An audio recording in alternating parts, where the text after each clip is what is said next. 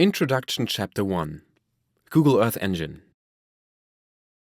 In this chapter, you will learn to use the cloud-based geospatial analysis platform Google Earth Engine, or GEE, as a tool to visualize and analyze spatial data.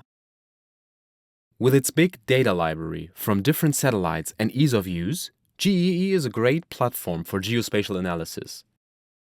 Meanwhile, it's established in the geospatial sector and the community provides many tips and tools. Even though GEE has its code editor, in this tutorial we will use the Python packages EE, Earth Engine, and GEE map to code the maps with GEE within Jupyter Notebook.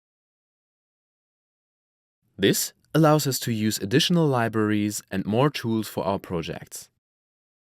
We will explore simple basics like filtering and visualizing data, as well as more comprehensive and geographical tasks, such as creating trends, time lapses, or detecting disasters.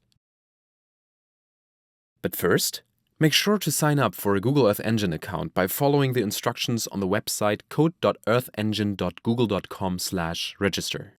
The approval usually takes 1 to 2 days and is free, so make sure to do this in advance since it is mandatory for using GEE.